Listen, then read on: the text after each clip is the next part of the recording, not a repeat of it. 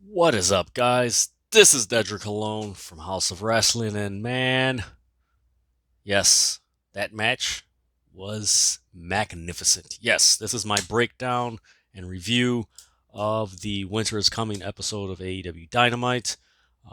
It wasn't like last year's Winter is Coming, where you had the debut of Sting, and then at the end, you had Kenny Omega cheating thanks to Don Callis and winning the AEW World Championship from John Moxley, and then saying, I'll see you on Impact Wrestling, thus ushering in the Forbidden Door angle that's been going on with all these promotions and stuff like that. But no, tonight was pretty good. Let me phrase that. It wasn't pretty good. It was very good. And also, tonight was, you could say, storyline wise, this was the night where seeds were planted. That ties into what Tony Khan was saying in the past few interviews that he's done in the past week. That from now till the debut of AEW Dynamite on TBS and the Battle of the Belts, you might want to stay tuned. And boy, did you have some teases both on this show and, of course, leading up to tonight on social media with the Briscoes and FTR. So that's a whole other thing. But, the night started with the Iron Man match between Bryan Danielson, Hangman Page. Man, this match, when it first started off, for me, it kind of started off, it didn't have enough intensity, grit, feistiness, as I usually tweet. Um, but man, it was paced wonderfully. And I've tweeted this out multiple times tonight.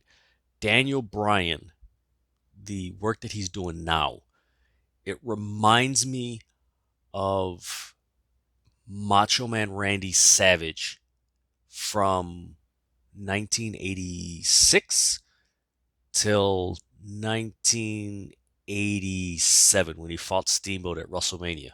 And if you watch Macho Man's work from then, he was. There's a reason why they gave him the Intercontinental title back in '87. 86, '87. There's a reason why they gave him the title, and just the way Daniel Bryanson, he's aggressive with moves. He's calculating. Early on in the match, he was just avoiding playing mind games with Hangman Page. You just get out, and it reminded me so much of um, when Macho Man used to wrestle, and he had Elizabeth in the corner, and he would use Elizabeth as somewhat of a psychological tactic for his opponent. Like, hey, I know you ain't gonna hit a woman. I know you ain't gonna hit a woman, and that would, he'd go in the ring and then boom, hit him from behind or something like that. But man, this was a really good match. Shout out to both men for wrestling for an hour. That's impressive. Kudos to them. This really helped Hangman Page's title run so far, because technically it is his first. Yeah, it is his first match as world champion. But man, Daniel Bryan is really bringing out the best and a lot of wrestlers that he's wrestled with since he's joined AEW. And man, this was not even this was great. The back and forth, the counters. Man, Daniel Bryan really brought out the technical side of Hangman Page. Um, this wasn't a typical Hangman Page that we've grown accustomed seeing in AEW. Um, you know, the Hangman Page that we've seen in the last 2 years in AEW is somewhat still the Hangman Page that we saw in Ring of Honor when he was with the Bullet Club, with the Elite and stuff like that, in New Japan. The Hangman Page we saw tonight was a Hangman Page that took his work and just took the style that we've grown accustomed to as fans to another level. And man, kudos to him, man. Very good. Um, the good job about this match is that it you didn't know who was going to win. Throughout the build up for this was really really interesting and really intriguing in that Is Bryan going to win because he's the hot guy and he's just kicking heads in? Or is Hangman going to give um, Bryan Danielson his first loss? Those were the choices. And me personally, I have no problem with the time limit draw. It makes sense. And the way they did it, it was totally different from the time limit draw that they did with Kenny Omega and Bryan Danielson, which was kind of similar as far as, oh man, he missed him by a second or something like that. Uh, this one, Hangman Page did the clothesline, then did the lariat, over the top lariat, and Bryan is just out. And Hangman is just trying to find his way and trying to find, and that's when the time expires. It's like, oh, if he just, oh man, it was that was good. That was really good. He was busted open. There was a spot where Hangman Page tried to. He was on the top rope, and where the ring announcer's table is at, he missed Bryan and like hit the table. That was an insane spot. Go check it out after you finish watching this video. But man, it was. Oh my God, that was an insane spot, man. I didn't anticipate Bryan Danielson busting him open and giving him color and stuff, but it added a wrinkle to it because it's fitting.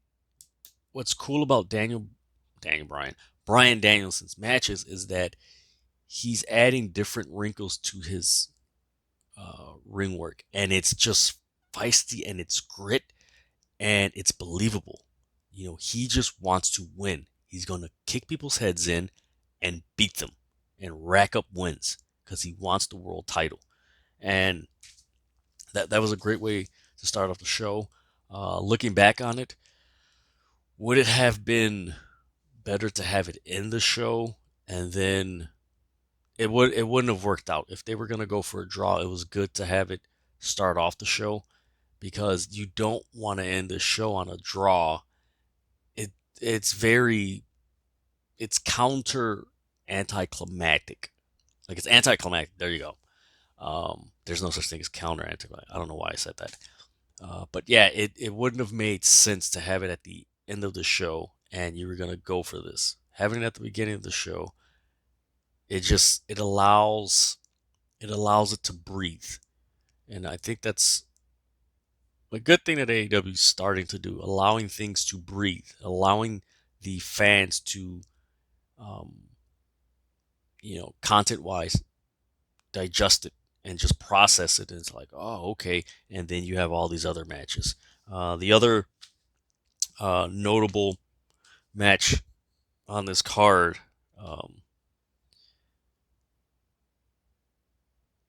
it has to be the MJF Dante Mark match. Yeah. The Warlow match, I mean, that was okay. I mean, there's another squash match, but you could tell with Wardlow, they're definitely going down the road that he's going to MJF is going to piss him off, and he is going to turn on MJF. And when he does, it is going to be epic, very epic. We get a backstage segment with the Elite. And man, oh man, if they aren't teasing Kyle O'Reilly possibly debuting in AEW next week, they're strongly hinting towards that. And man, oh man, were they not. Adam Cole, Bobby Fish, the Young Bucks, they're talking about, what happened with the best friends and everything, and they're like, no, we're gonna fight you. And Adam Cole's like, you know what, Young Bucks, you're gonna love the present I have for you next week. And of course, fans are thinking, oh man, it's got to be Kyle O'Reilly. It's got to be Kyle. It's been speculation since his contract was announced that it was up last week. And if you go on the House of Wrestling Instagram page, we have the picture of the Super Click and Bobby Fish, and we have the tweet that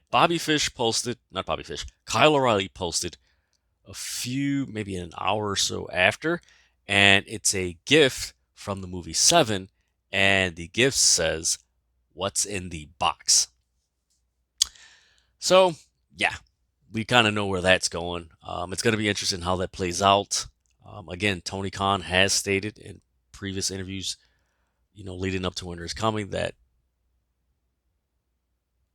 there's going to be weeks worth of stuff that's going to happen. Maybe surprises.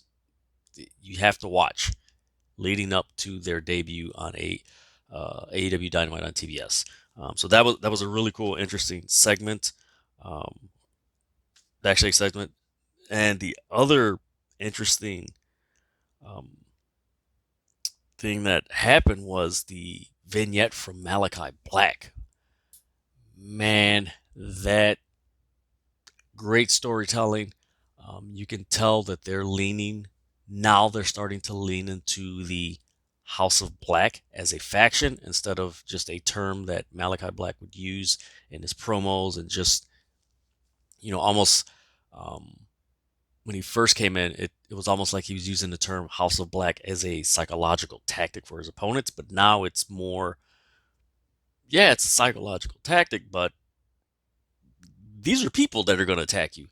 And one of the lines he uses, this will elevate you, or something along the lines of King.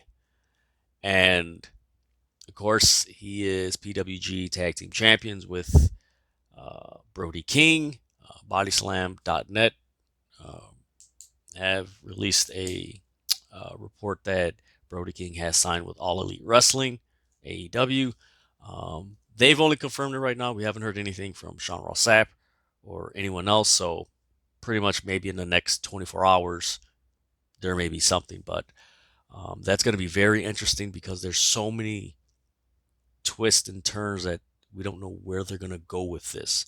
Um, Brody King, is it going to be Julia Hart joining them? Is Pac going to join them? We don't know. And the good thing is that we have to wait and see, watch, and just see how this unfolds. The other big segment was Eddie Kingston. Eddie Kingston, of course, with 2.0 and their whole thing. So apparently he's going to join forces with the Lucha Brothers. And basically, to sum it all up and summarize it, is that there's going to be a 10-man tag and an 8-man tag on Rampage this Friday. Hey, it's AEW. So that's fitting 18 guys in a 1-hour show. Hey, it is what it is. I know a lot of people may not like that, but for me, I kind of get it because you do have Christmas and New Year's falling on a Friday and Saturday, and in the last 2 years, you can sense that AEW and Tony Khan, preferably, he wants the wrestlers to spend time with their loved ones, or just enjoy the holiday. Yeah, you want to work, but also enjoy it.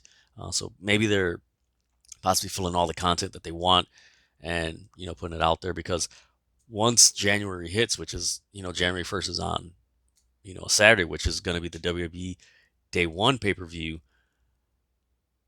Dynamite is a few days later, so they just got to get stuff cooking, and then the week after you're going to see Battle of the Belts. So there's just a lot of stuff that's coming, just from AEW, but also in the wrestling world. The first week of January is going to be insane. You're going to have Wrestle Kingdom, of course, Raw, NXT, Impact.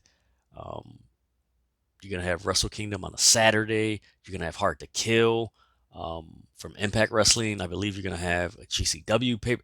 I don't know. I got to check my schedule, but I know there's going to be a lot of wrestling that week. But 10-man tag, 8-man tag on Rampage this Friday. So I'm looking forward to it.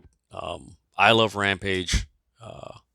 After SmackDown, I do wish that they would hopefully figure out where they can put it either earlier on another day, so it really does.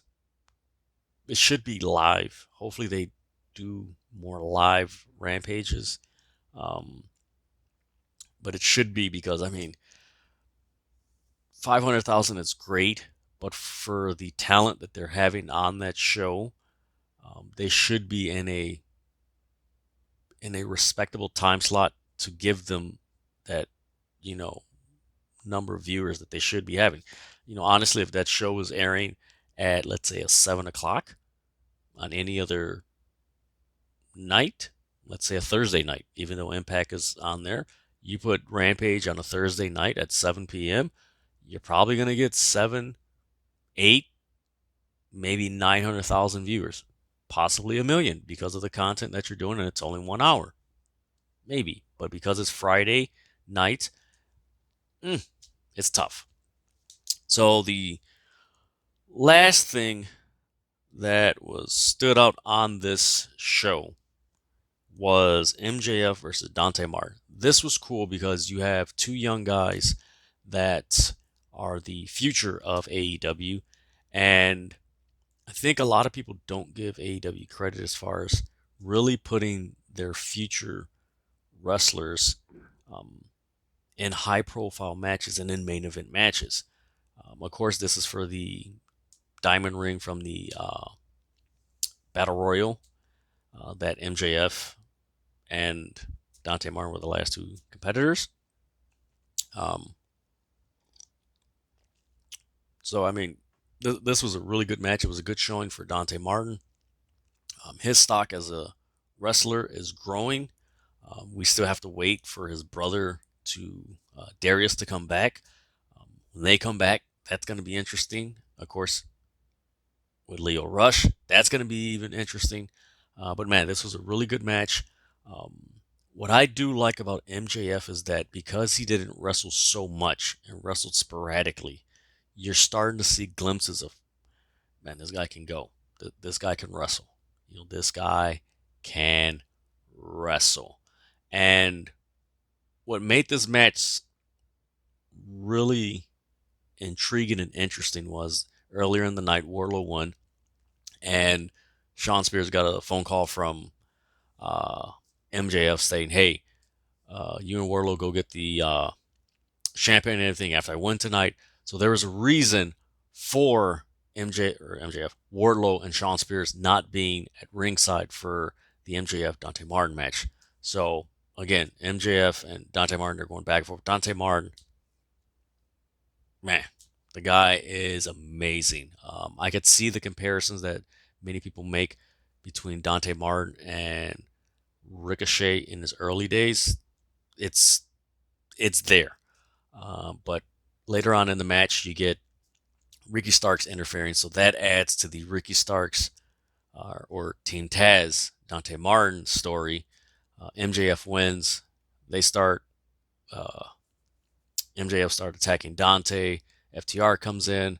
They start beating him up, and then lights go out. You get Sting and Darby. They're beating up everybody.